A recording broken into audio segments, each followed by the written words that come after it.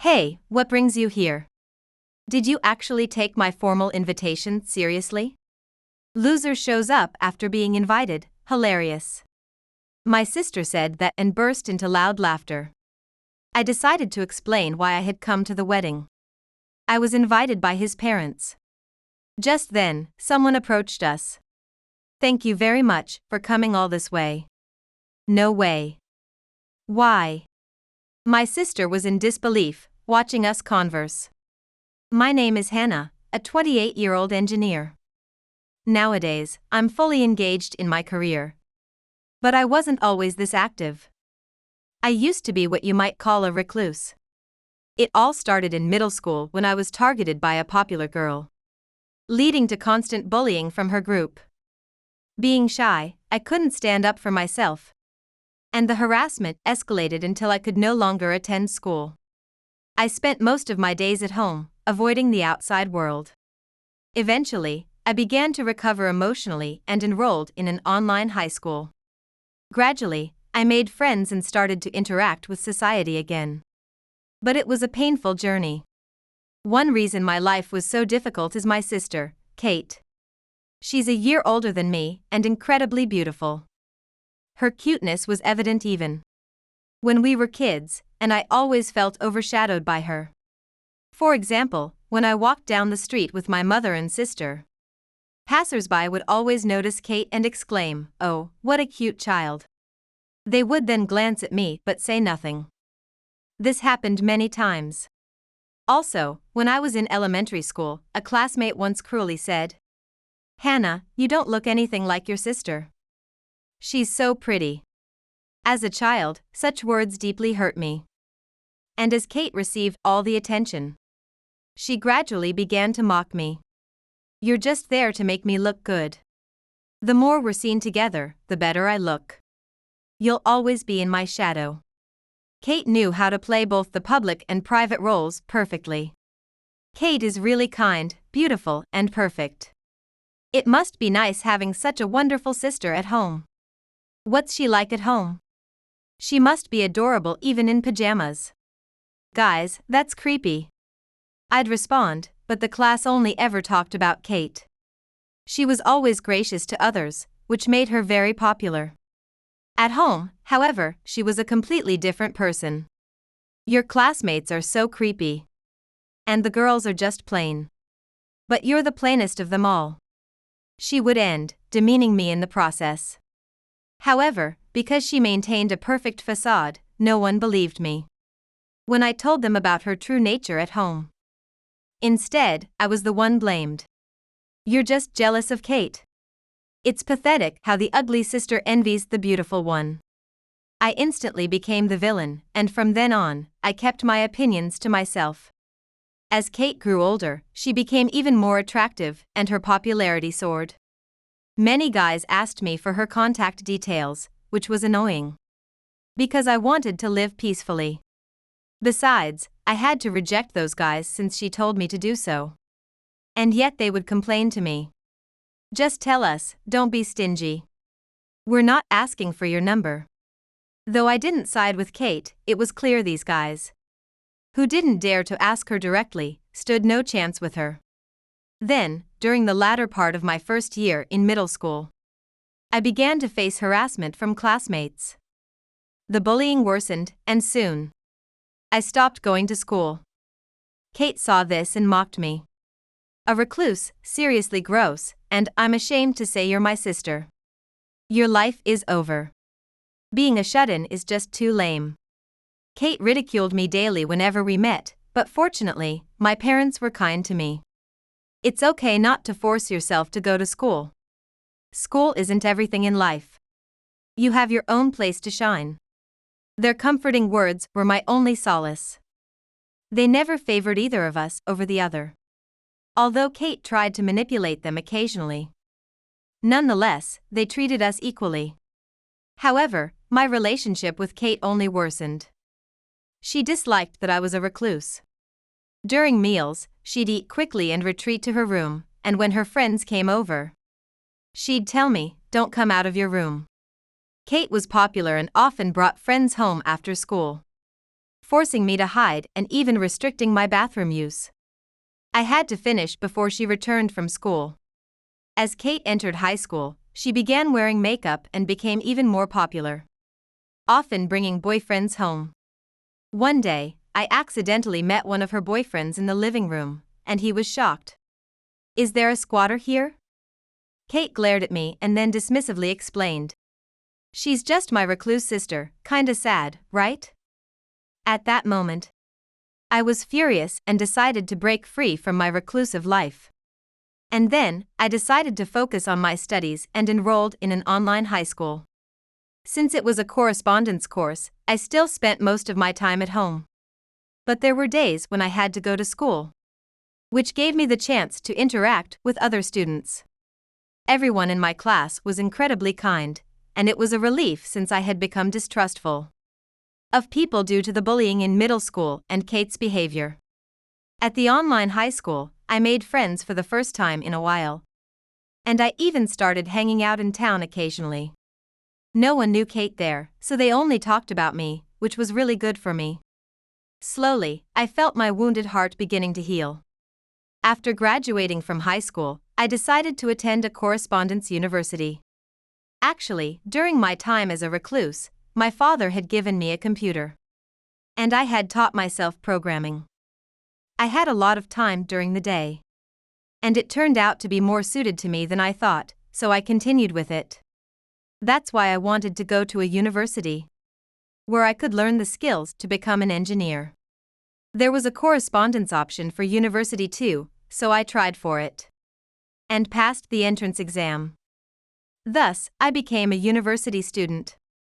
As for Kate, after graduating from high school, she went to a beauty-focused vocational school. She was very popular there too. And apparently, she had an older boyfriend who used to drive her to school every day. At the same time as she started vocational school, she also started living on her own, which I remember being overjoyed about because I could finally live away from her. That's how much I had come to dislike being around Kate. After graduating from university, I got a job as an engineer. By that time, my past wounds had completely healed, and I started working hard as a professional. My parents were moved to tears of joy that I had become a successful adult. Probably because they had been really worried when I was a recluse. I wanted to give back to my parents, so I decided to work hard and earn more. Meanwhile, after finishing vocational school, Kate seemed to be living with her boyfriend, doing some modeling on the side, and leading a lavish lifestyle supported by her boyfriend's income and her modeling earnings.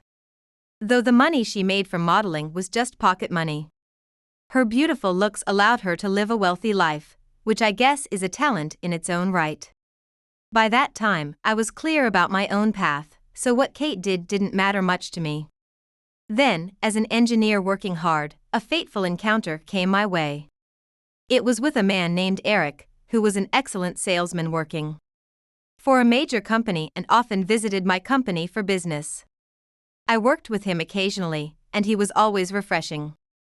I fell for him at first sight, and one day, I accidentally asked him out to dinner.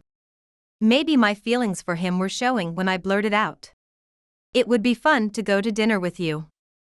I panicked, thinking I had made a mistake. But he just smiled and said, "Let's go. I think I could have a good time with you, Hannah." And we exchanged contact information. We went out to dinner a few times, and eventually started dating. We continued our relationship smoothly, and now it's been about a year and a half. I'm 28, and he's 30, so it's about time we start thinking about marriage. During one anniversary, we were having dinner at a restaurant when I happened to meet Kate. "Hannah? Is that you? And this is your boyfriend?" When she saw me, she looked down on me with disdain, but as soon as she noticed Eric, she switched to her business smile that she uses when she wants to impress. "Nice to meet you, I'm Hannah's sister, Kate." "Hello, I'm Eric." "Eric, you're quite handsome." "Really? Thank you. Coming to such an expensive restaurant like this, you must be quite successful." "Oh no, I'm just a salesman. But I can tell just by looking." You work for a major company, don't you? Well, yes, I work for Sunrise Corporation, so. Wow, that's impressive. You really must be from a major company. Hannah has found herself a very good man. As her sister, I'm so proud. Well, I shouldn't interrupt any longer, so I'm leaving now. Goodbye. While praising him, Kate made sure to emphasize that he was my boyfriend. Such manipulation is probably why she's popular. Actually, after that, Eric kept asking about Kate. It was supposed to be a special anniversary. But it left me feeling quite sad. From then on, Eric started to see me less and less. He was always busy with work. Or had to go drinking with his boss, or had some reception to attend. And he started turning down my invitations. I had a bad feeling about this. And sadly, my suspicion was confirmed. Let's break up because I've decided to date Kate.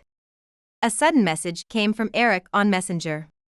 I knew he was talking about my sister without him having to confirm it. There was nothing left for me to do but to step back. After I broke up with Eric, Kate called me. Sorry, Hannah. It seems like I ended up stealing Eric from you. It's not just seems like, you did steal him.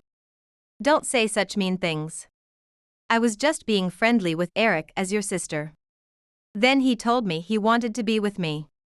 Anyway, he is happier being with me than being with you, a former recluse. Eric is too much for you. So, wish me happiness. With that, Kate hung up the phone. Ridiculous, as if I would ever wish for her happiness. After that, I threw myself into my work to drown out the sadness. I wanted a fresh start. So I quit my company and started my own business. It was tough at first. But thanks to my hard work, profits started to show after a year. And my performance continued to improve.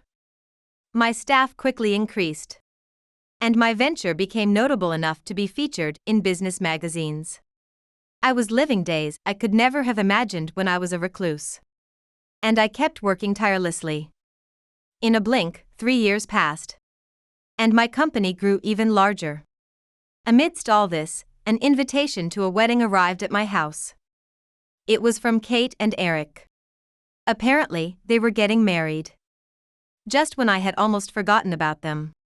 The timing couldn't have been worse. Then Kate called. Hello? Did the invitation arrive? Yes, it did. I invited you to Eric and my big day, so you should be thankful. There's nothing to be thankful for. Wow, you're scary. You're so unfriendly. That's why you're not popular. Anyway, I did invite you. Come celebrate Eric and me. Saying that, Kate hung up the phone on her own terms. She was probably smirking triumphantly. I sighed and went inside the house. Later, another wedding invitation arrived in my mailbox. And again. It was for Kate and Eric's wedding. This time, it was from a different sender. That's when I learned a certain truth. Months later, I attended Kate and Eric's wedding. It was the first time I had seen our parents in a long time since. I had not wanted to see Kate and had not visited home in 3 years. When my parents saw me, they rushed over, delighted to see my face after such a long time. You might be busy, but try to come visit us sometimes. My mother said, making me feel a bit guilty. Afterwards, my parents went to greet other relatives. I decided to meet the person who had sent me the wedding invitation. Just then, Kate, in her wedding dress, appeared in front of me. Hey! What brings you here? Did you actually take my formal invitation seriously? I came because I received an invitation. Loser shows up after being invited, hilarious. Kate said that and burst into loud laughter. You're really strange. Isn't it unpleasant to come to your ex-boyfriend and sister's wedding? You're really weird. While she was belittling me like that, I decided to tell her why I had come to the wedding. I was invited by his parents. Huh? What are you talking about? Come up with a better lie if you're going to make one up. Just then, someone approached us. Thank you very much for coming all this way. Oh, long time no see. Thank you for inviting me today. No way. Why? Kate looked incredulous as she watched us converse. The person who had spoken to me was Eric's father. He owned a company. And I had a deep relationship with his company. Excuse me, are you acquainted with the bride, Kate? Kate is my sister. Oh, is that so? Then, perhaps the invitation was duplicately sent to you. I'm very sorry for sending it without knowing. Oh, it's fine. In fact, my sister sent it intending to humiliate me. What do you mean? Actually, Eric was originally dating me, but he cheated on me with my sister. What? Eric cheated. I'm really sorry, my foolish son. We were just in front of the groom's dressing room. So Eric's father immediately called for Eric. What's up, Dad, calling me out all of a sudden? Huh, Hannah? Hey. You could say hello at least. What? This person here is the principal shareholder of my company. Wha? Eric and Kate were speechless at his words. No way. Hannah is the principal shareholder? That's right. You've just recently joined my company to become the next president. So you probably didn't know, but she is very important to my company. And you, despite being in a relationship with her, you cheated on her with her sister.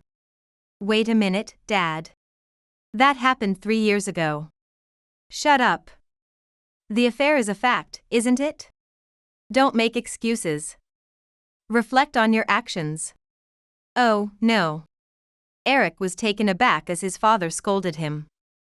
Then, Kate lashed out at me in frustration. Hey, Hannah. What are you doing? Are you trying to ruin my wedding? She raised her voice, but I remained unfazed. I simply came because I was invited. I am just reporting the facts. And maybe I should talk about that truth now. What truth are you talking about? About when I was bullied and became a shut-in during middle school. You always said it was embarrassing that I was a recluse and you insulted me. But it turns out you were the one who instructed my classmates to bully me. What? On what basis do you say such things? I run a company now, and it just so happens that one of those who bullied me came for an interview. When she realized I was the president, she was speechless. And explained that she was told to bully me by your orders. According to her, you promised her she could date the boy she liked if she did that. What are you talking about? I never did such a thing. Don't play dumb. You ruined my middle school days, my youth. And yet, how could you berate me every day? How did you feel doing that? I can't believe it. My story seemed to be heard by everyone in the groom's dressing room. And Kate was being looked at coldly by everyone, even Eric looked at her with disdain. Kate, that's despicable of you. Let's pretend this marriage never happened. Oh my. You can't just decide that all of a sudden. Well, I feel like marrying you would make me unhappy. So, the wedding is off. No way. Kate collapsed on the spot. While Eric was quick to judge. I had not forgotten to punish him as well. As the principal shareholder, I ordered Eric's father to transfer him. Eric was soon relocated to a rural office in the countryside. Apparently, there is a very strict senior lady there. And Eric is having a hard time dealing with her meticulous demands every day. As for Kate, she was disowned by our parents after they learned the truth for the first time. Kate tried to rely on her friends, but they had begun to realize her true nature. And decided to cut ties with her after everything came to light.